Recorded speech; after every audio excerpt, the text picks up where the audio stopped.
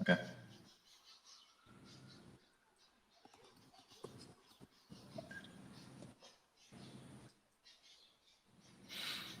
بسم الله والحمد لله والصلاة والسلام على رسوله الكريم وعلى آله وصحبه ومن استنى بسنته إلى يوم الدين. رب اشرح لي صدري ويسر لي أمري واحلل عقدة من لساني يفقهوا قولي وبعد. السلام عليكم ورحمة الله وبركاته. My brothers and sisters that have joined us, today we're going to have two guest speakers, Brother Dijonne and Br.Yusuf, hopefully, and we're going to talk about how Ramadan has been for our brothers here, and both of them have been reverts to Islam in the past. How long ago was it, Brother Dijonne? When did you? I converted in 2018. 2019, sorry. MashaAllah, MashaAllah, very good. So it's very recent. So basically, yes, we're going to try to get, your experience this past Ramadan, and just to show that everybody's going to have a slightly different experience, and it's a normal thing to, if you have some difficulties during the month of Ramadan. So, Brother Dijonne, I'm going to start off by asking, was this your first Ramadan? No, this is my second Ramadan. Okay. So, how did it go for you in this past month? It was a little difficult from my first experience having Ramadan. The difficulties that I went through was having to having my prayers at different, I would have to do it later than I would normally will, and because of the COVID I cannot go to Jummah. Okay. So difficulty in that way. Tell me about your first Ramadan.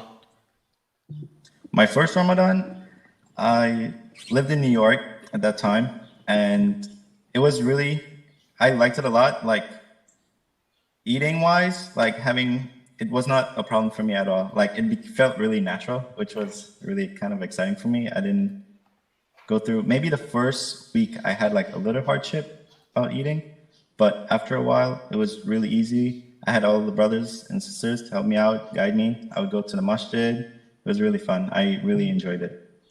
Okay, let me ask you a question. Maybe it's just me, but how do you feel fasting in the month of Ramadan as opposed to fasting outside of Ramadan? How do you physically feel?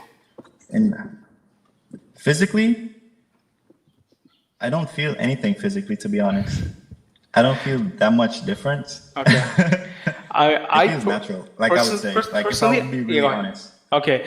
For me, it feels significantly easier to fast in the month of Ramadan than outside of Ramadan.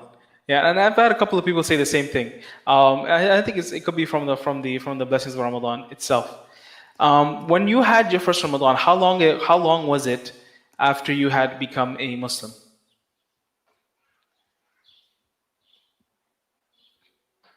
How much? I don't know if you heard me. Can you repeat that? I wasn't able to hear you. Brother Dijonne? It was the same year. Okay, it was the same year. The same year. Okay. It was prior, maybe.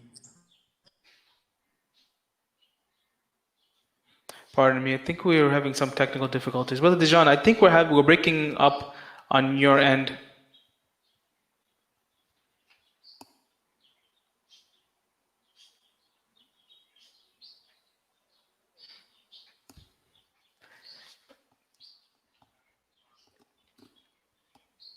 Was that same year? Hello?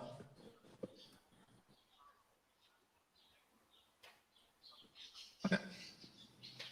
Can you hear me? I can hear you. Yes. Can you hear us? Hello? Yeah. Yeah, you're breaking up, Brother Dijonne. Can you hear me? Do you have your Wi-Fi on? Yes, I can hear y'all perfectly. Right now. Hello? I don't have any Wi-Fi on.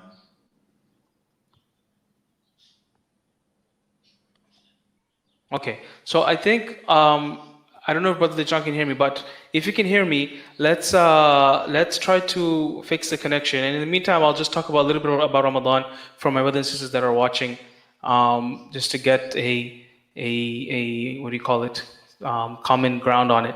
Now, we know that the month of Ramadan is a month of fasting that has been prescribed by Allah subhanahu wa ta'ala. It is one of the 5 pillars of Islam. And the 5 pillars include taking the shahada, believing in Allah subhanahu wa ta'ala and the Prophet Muhammad sallallahu alaihi wasallam.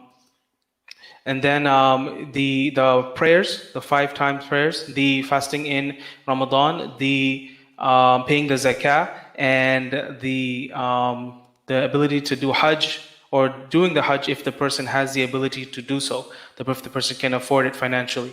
And so the month of Ramadan, or fasting in Ramadan, is a obligation on every single Muslim.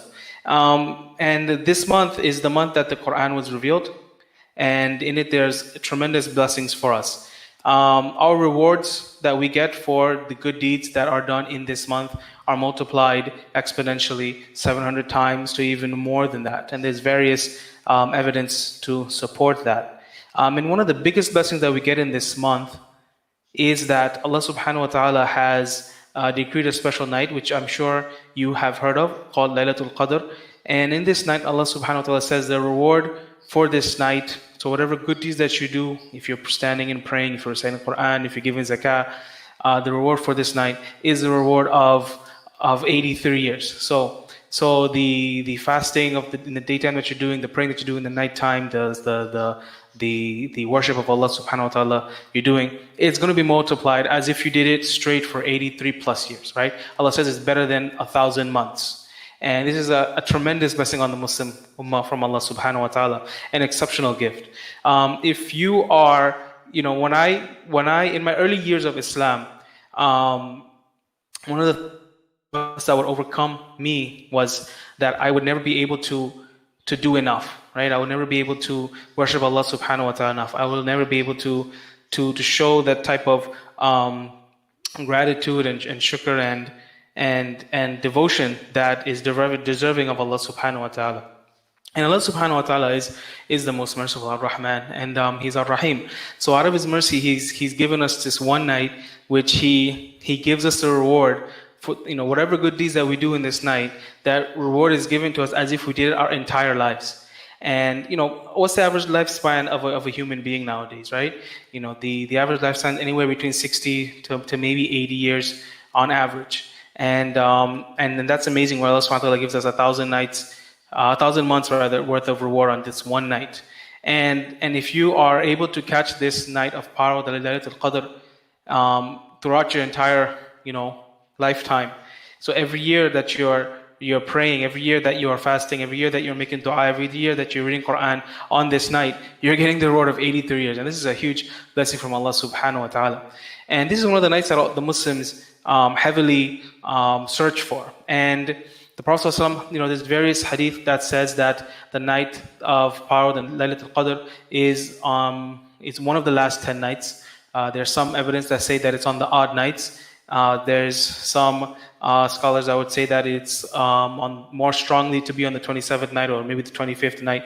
And one of the reasons why Allah subhanahu wa ta'ala, one of the wisdoms that we can try to understand as why He didn't tell us which night is Laylatul Qadr, was because that we would strive for it, and we would strive to get the reward of Laylatul Qadr on every single night, at least on the last 10 nights of Ramadan. And this is basically an effort from us, right?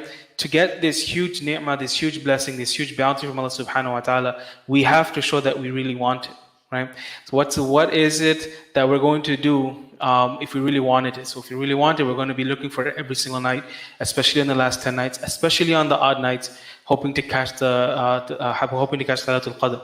And this is really a sacrifice that it's a small sacrifice that we do in order to get this huge reward from Allah subhanahu wa ta'ala. And basically in Islam, all of us want Jannah, right? And all of us want to please Allah subhanahu wa ta'ala. And sometimes we may have to really show that we really want it. And then these things may be in terms of being patient when there's difficulties, being generous when things are going really well for us, when Allah's giving us a lot of prosperity and a lot of bounties, and we use that to give back to the community. And I'm really hoping you guys are hearing me. I can't hear Brother Dijonne at all. And and I hope I'm not just talking to the camera. But if you're hearing me, just know that this night Allah subhanahu wa ta'ala has really blessed the Muslim Ummah. On top of that, the month of Ramadan, it's an amazing month because it's the entire Muslim world in doing this worship together, right? What other religion can you say is doing something like this, so on such a scale where, for 30 days, everybody's fasting, for 30 nights, everybody's praying. It's an amazing thing.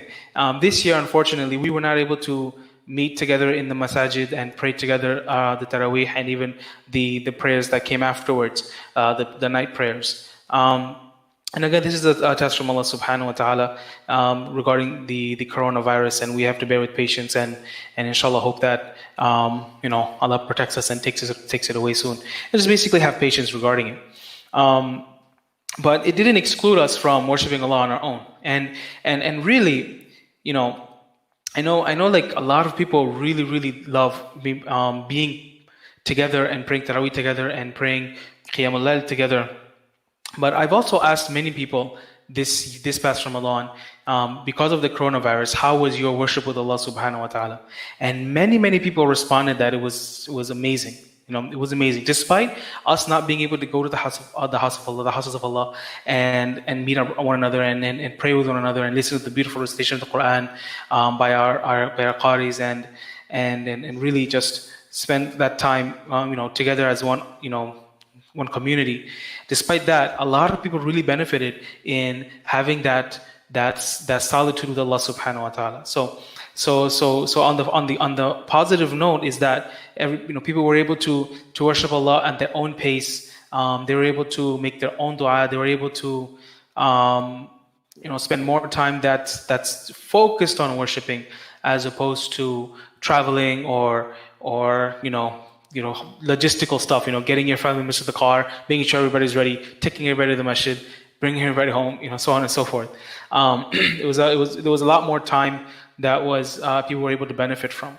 And so I want you to keep in mind that in the month of Ramadan, all of us are highly motivated and very focused and very steadfast in worshiping Allah subhanahu wa ta'ala. And which is a beautiful thing, absolutely beautiful thing. And one of the blessings of Ramadan is Allah subhanahu wa ta'ala is training us in this month. So He's saying that in these 30 days, you were able to fast every single day, you're able to pray your salawat every single day, you're able to recite Quran every single day, you're able to read Taraweeh prayer every single night, right? You're able to pray Qiyam every single night, right?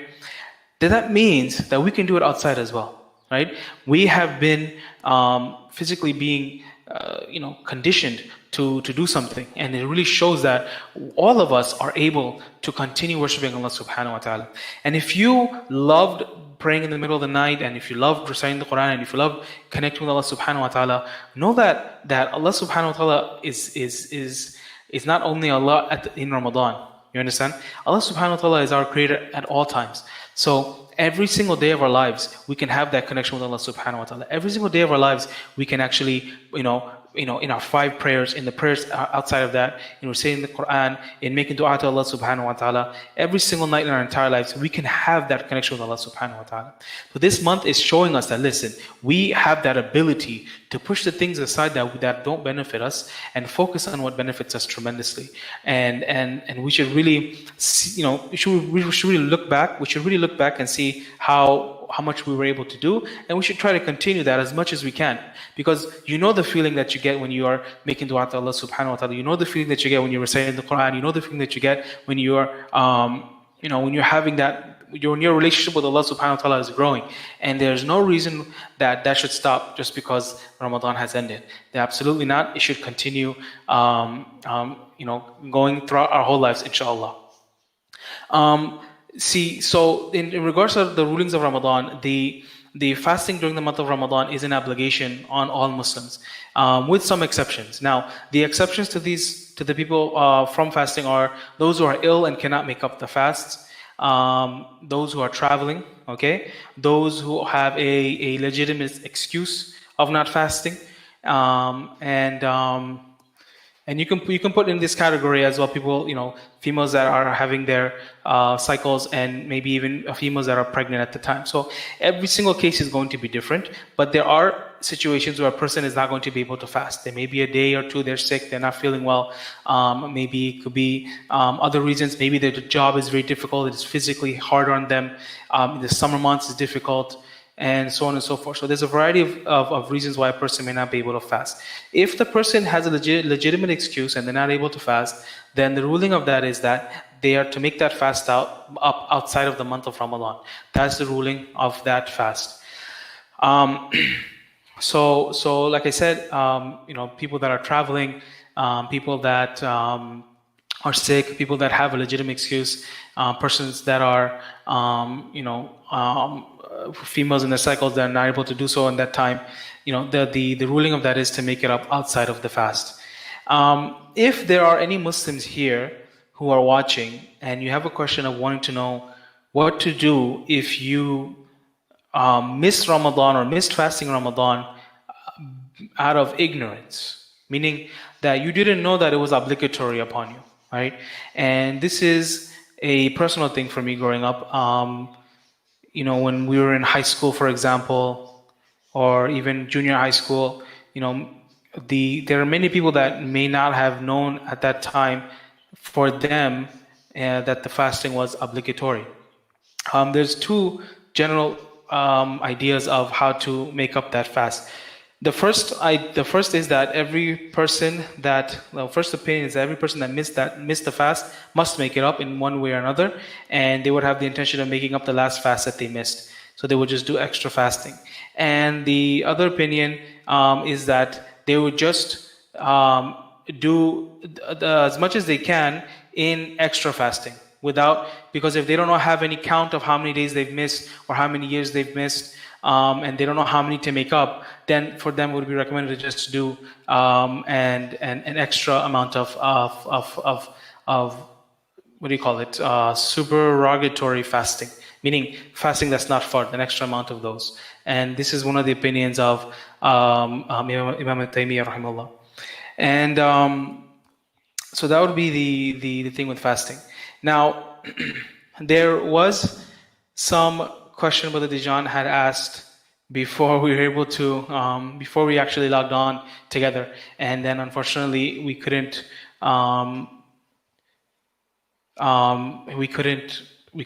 continue with talking with him. I really wish that we could, but inshallah, maybe we can do this another day with him. It'll be very, I think, beneficial for everybody to get an idea of how different people in the community have experienced Ramadan.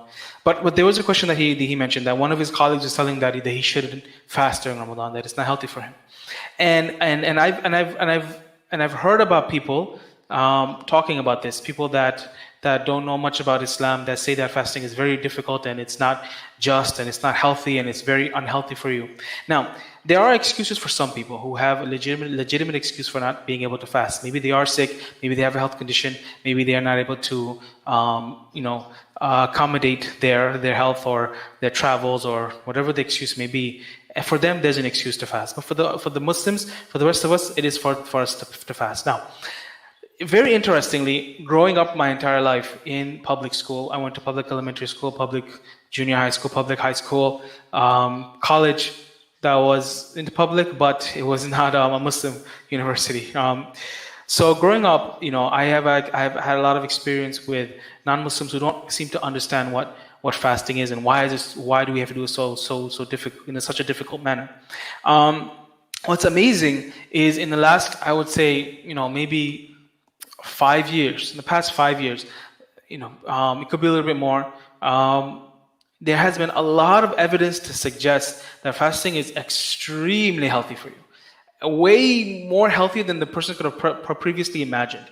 Now, the misconception in terms of eating in the past, let's say 20, 30 years, was that you have to eat breakfast, you have to eat lunch, you have to eat dinner, you have to eat multiple times a day, you have to eat 6 times a day, you have to eat 7 times a day, in order to keep the metabolism going and so on and so forth.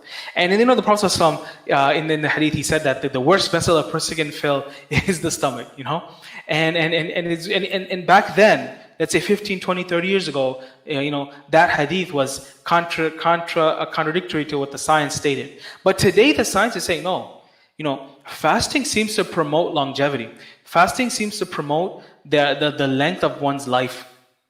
When they test animals in the lab, and they compare the ones that are fasting versus the ones that are well fed, the ones that are fasting seem to live longer. And there's a lot of evidence to say that fasting is really, really, really good for longevity. And this is a continuous study. And if you do your research, you'll see that fasting is an amazing thing. So much so that you have people now that are fasting for days straight. Like fasting Monday, Tuesday, Wednesday, Thursday, Friday, without breaking the fast. Right? They call it prolonged fasting. Okay, you may have heard of intermittent fasting, which is a very common term that many fitness gurus are. I apologize if the plane is making noise. I'm just going to pause for a second. Okay, so many fitness gurus are highly recommending things like intermittent fasting, where you fast for 16 hours a day. Right? In this past summer, I think our fast was between 16 and 17 hours. In previous summers, I think we had fasts that are a little bit longer, maybe up to 20 hours. Because, it's a lunar calendar, so it changes. The season changes with each Ramadan, right? So last year, I think the fast was a little bit longer, and the year before that, the fast was longer than that. But anyways, you have people that are saying that fasting for 16 hours a day, while only eating for 8 hours a day, is very good in terms of bringing down your weight. And bringing down the weight is extremely important in terms of your overall health.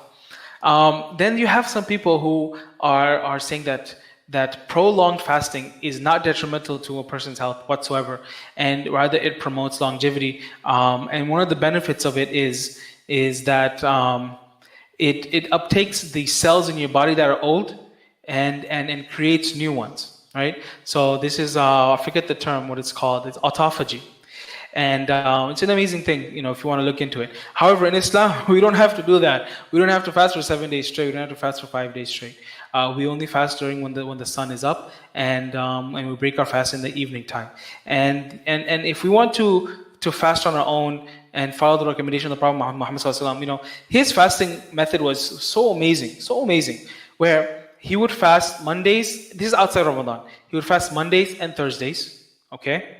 So that's 8 days in the month, right? And then he would fast on 3 days in the middle of the month, right? So it's 9, 10, 11. So a little bit more than a third of the month it would be time spent fasting.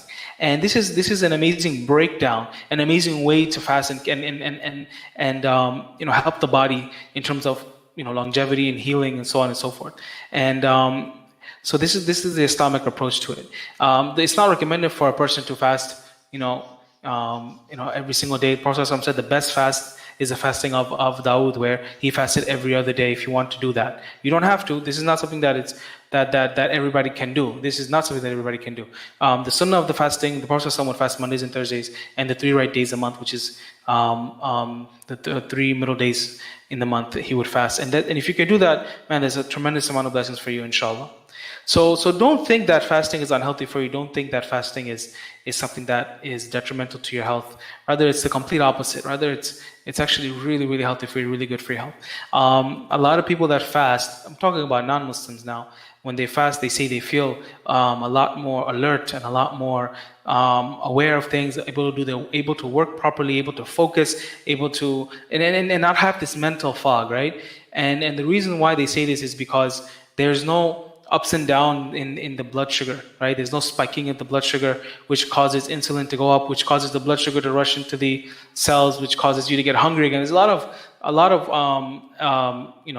effects that happen when you're eating. A lot of things happen. So when you're fasting, you're avoiding this. You're avoiding this spike of blood sugar.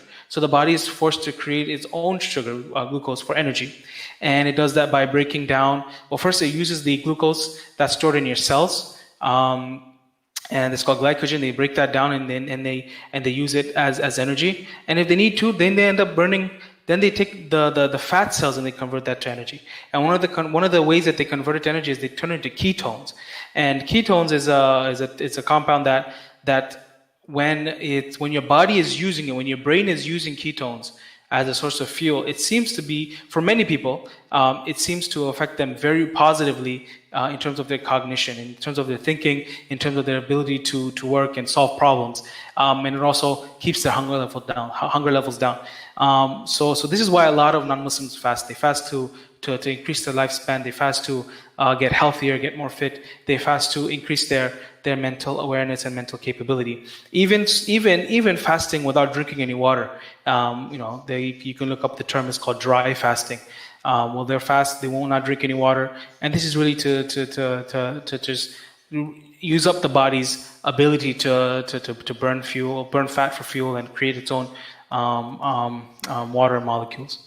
So there's a lot of let's say scientific evidence that support fasting. So all of us as Muslims now, even if there was no scientific evidence, because we don't base Islam on science, right? We don't say that Islam has to agree on science, because science changes, right? Today it may say one thing, like I said, 10, 20 years ago, 15 years ago, the science was you have to eat 6-7 times a day, otherwise you're going to starve away, right? As a matter of fact, no, that's not the case. Rather, if you're fasting, it shows that it promotes muscle building. It actually promotes a spike in growth hormone. It promotes, it stops the degradation of muscle tissue. It actually makes you very strong. So now science is saying the complete opposite of what it said just 10 years ago, right?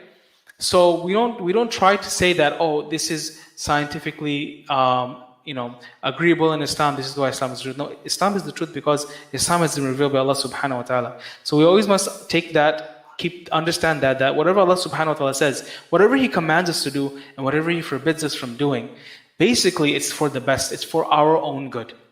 It's for our own good, right? If you look at all of His commands, all of His prohibitions, of Allah subhanahu wa ta'ala's commands and Allah subhanahu wa ta'ala's prohibitions, if you look at all of them, you'll see all of that is for the good of ourselves and the good of society, right? Look at fasting. Now science says it lets you live longer, right? It says it promotes your muscles from to grow. It prevents your muscles from degrading. It allows your brain to use special type of fuel. It allows a person to have good cognition. It allows a person to lose weight. So many things science is saying this, but Allah has told us, has commanded us to fast ages ago, right? And it's not just the Muslim Ummah that fasted. There are people before us fasted. Musa Islam was told to fast for 40 days, right? So the fasting is not something new. Allah subhanahu wa ta'ala has created us, right? Allah subhanahu wa ta'ala has created us. So He knows what is best for us. He knows what is best for us. So physically fasting is a very powerful thing. And spiritually it's also a very powerful thing. Spiritually, fasting is very powerful. And we mentioned the blessings of the month of Ramadan, in the night, the night of power. And in terms of outside of Ramadan, when you're fasting, it really calms the emotions, right? It prevents a person from being angry. It prevents a person from being lustful and falling into the desires. This is why the Prophet Muhammad sallallahu alaihi wasallam, when the companions asked him about for those who couldn't get married, for those who couldn't afford to get married, what was the recommendation he gave them? He told them to fast. He told them to fast because the fasting is going to control your desires. It's going to control your temperament. It's going to control your urges, and really this is how we change our personalities. If a person is very emotional, hot-headed, and very passionate about things, and sometimes it can be a negative thing. And if you want to control this, you start fasting, and it's going to change your temperament, it's going to change your mentality, it's going to change your mood. Everything's going to be a little bit more different. So fasting is a very, very powerful thing. Also, Allah subhanahu wa ta'ala says that, every single action that the slave of Allah that does, right, they do it for themselves, right? But the fasting, it's for Allah only. The fasting is for Allah only. Because when you're fasting, right, think about it. Nobody knows you're fasting. Nobody knows. Unless you say, hey, I'm fasting, or you're with your family members and you all decide to fast. Hey, listen, today is a Thursday, we're going to fast tomorrow. Today, or tomorrow's Thursday, tomorrow's Monday, we should fast, Unless somebody knows you're fasting, then nobody will ever suspect you're fasting. You understand? So this is a very personal worship of Allah subhanahu wa ta'ala. Because when you're reciting Quran, somebody knows if somebody's in the room, they know you're reciting. They know you're reciting Quran. When you're praying, if somebody's in the vicinity, if somebody's in the room, they know you're praying. But when you're fasting, nobody knows you're fasting except Allah subhanahu wa ta'ala, unless you reveal it. You understand? When you're praying, you may not have the intention of showing off. You may not have the intention of revealing it. You may be praying by yourself, but somebody walks by and sees you. They know you're praying. But it's not the case with fasting. This is an amazing and beautiful worship that we can do for Allah Subhanahu wa Taala. So this is like a very powerful package that we got. We got the spiritual package and we got the physical package, right? We didn't miss out on either or. We got a little bit of both. So don't be confused or dissuaded or affected by people that may not know about Islam, people that may not know about fasting, and don't listen to their advice, because Shaitan has a way of tricking people. Shaitan has a way of getting Muslims to do less than they want to do, right? A Muslim may not blatantly worship an idol, right? Shaitan may not have the ability to convince a Muslim to worship an idol, right? That sounds like something very far-fetched. However, Shaitan does have the ability to make the Muslim do less of a good deed, right? He'll say that, don't fast because it's not healthy for you. You just read Quran instead. So he's replacing one good deed with another. And it may not be the same weight. It may not be. That example was not a good example. But let's say the Shaitan says don't fast, instead listen to the nasheed, right? Obviously, listening to the nasheed is not a worship to the level of fasting, right? So something like that. So don't be so keeping a mind out for that. And the more you know, the more stronger your resolve is going to be. So you should always do your best to find out more about Ramadan and find out more about fasting and the benefits of it. So that way it keeps you motivated and keeps your resolve strong. In terms of fasting in Ramadan, I personally find it to be significantly easier, even if every single person around me is eating, to fast during the month of Ramadan. And I think it's one of the blessings of Ramadan. It's just a personal thing that I have. And I don't know what else can we say in this month about this month.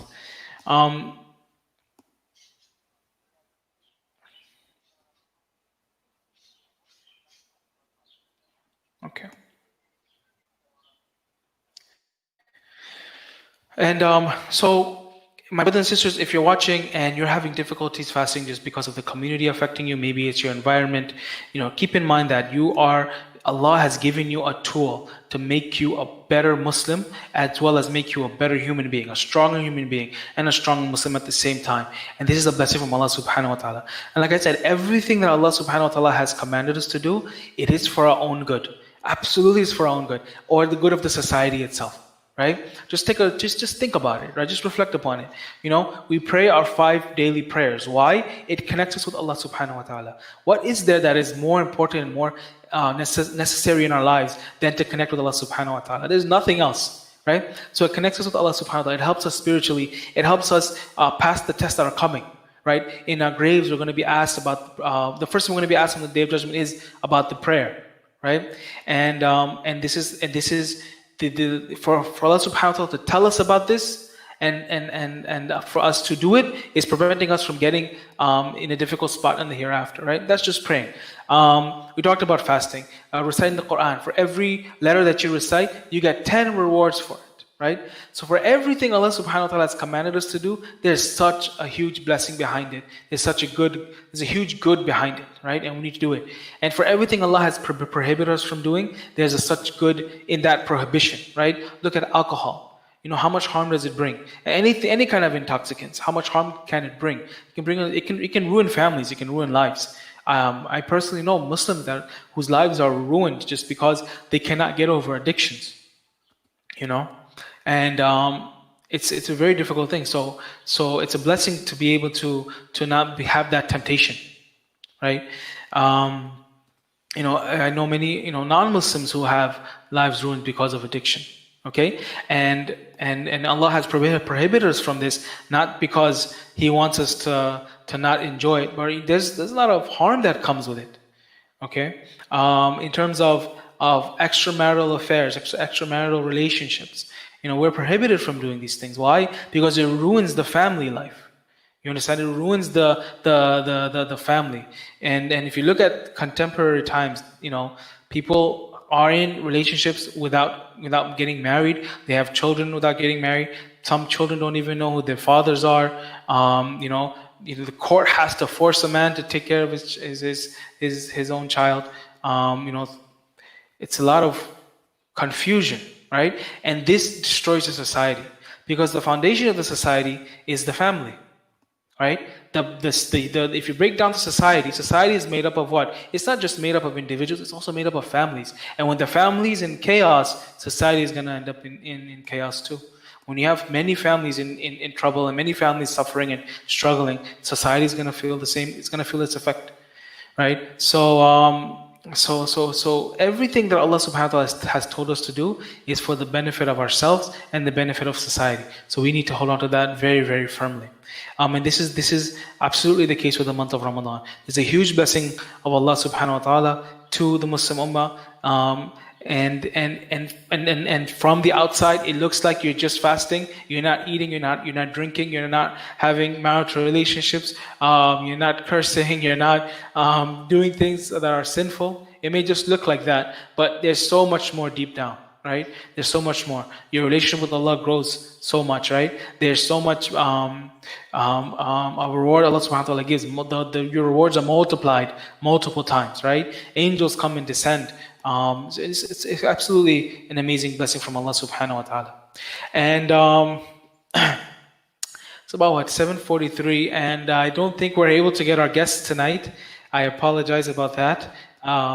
It was just an unforeseen circumstance that occurred. I hope this talk was beneficial to you, and I hope I have not made any mistakes in what I said. If I did, I ask Allah to forgive me, and I ask you guys to forgive me as well. Inshallah, I hope Allah makes practicing the religion easy for all of us, and I hope Allah subhanahu wa ta'ala makes us those that He is well pleased with. Allahumma ameen. I will see you guys next time, inshallah. Assalamu alaikum wa rahmatullahi wa barakatuh.